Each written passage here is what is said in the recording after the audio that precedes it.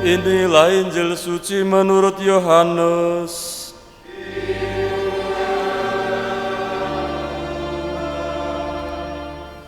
Setelah Yesus yang bangkit berkata kepada Petrus, "Ikutlah aku." Petrus berpaling dan melihat bahwa murid yang dikasihi Yesus sedang mengikuti mereka, yaitu murid yang pada waktu mereka sedang makan bersama duduk dekat Yesus. Dia inilah yang berkata, "Tuhan, siapakah dia yang akan menyerahkan Engkau?" Ketika Petrus melihat murid itu, ia berkata kepada Yesus, "Tuhan, apakah yang akan terjadi dengan dia ini?" Jawab Yesus, "Jikalau aku menghendaki supaya ia tinggal hidup sampai aku datang, itu bukan urusanmu. Tetapi engkau ikutlah aku." Maka tersebarlah kabar di antara saudara-saudara itu bahwa murid itu tidak akan mati, tetapi Yesus tidak mengatakan kepada Petrus bahwa murid itu tidak akan mati, melainkan, "Jika aku menghendaki supaya ia tinggal hidup sampai aku datang, itu bukan urusanmu."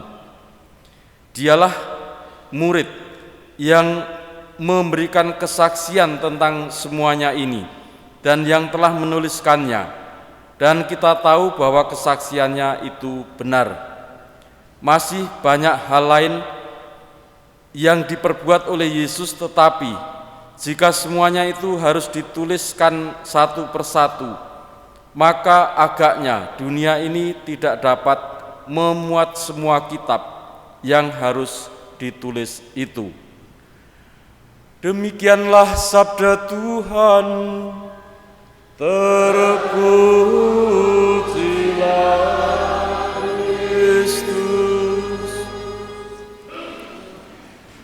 Bapak saudara sekalian, ketiga tokoh yang disebut dalam Injil Yohanes, yakni Petrus dan murid yang dikasihi dan Yesus sendiri, menampilkan tokoh-tokoh yang memberikan karya besar bagi gereja dan juga dikuatkan dengan pewartaan berikut yang dilakukan oleh Paulus. Semuanya dalam upaya untuk semakin menyatakan kerajaan Allah yang penuh kasih yang hadir di tengah-tengah bangsa manusia. Yesus yang menyerukan kerajaan Allah itu menggerakkan orang-orang, di antaranya Petrus dan murid yang dikasihi.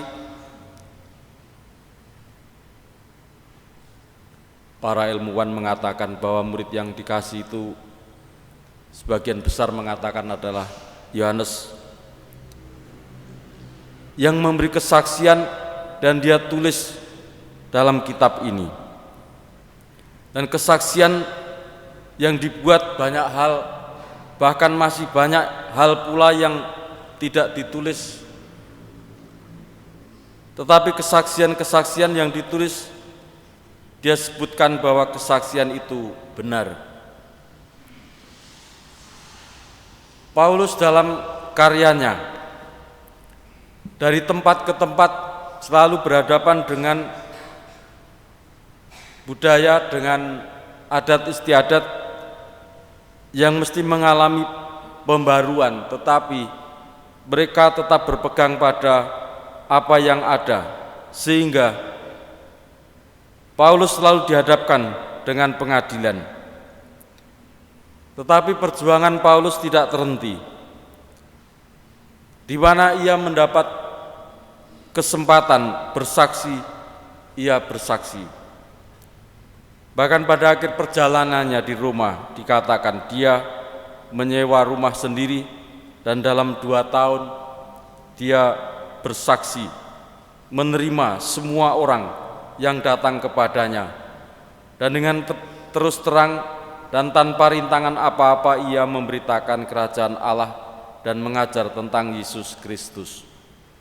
Kita semua dipanggil seperti pengalaman Petrus, Paulus, dan juga Yohanes, "Ikutlah aku." Dengan pengalaman hidup bersama Yesus, lalu kita diajak untuk semakin dimampukan oleh daya ilahi untuk bersaksi dalam hidup kita. Kesaksian banyak cara, banyak bentuk yang bisa kita buat. Kesaksian dengan sederhana, dengan kerendahan hati adalah bagaimana kita hidup di tengah-tengah kebersamaan ini, sehingga hidup kita memancarkan kasih Tuhan kepada orang-orang, kepada sahabat-sahabat, kepada anggota keluarga, dan itu semua wujud dari kesaksian yang nyata bagi kita semua.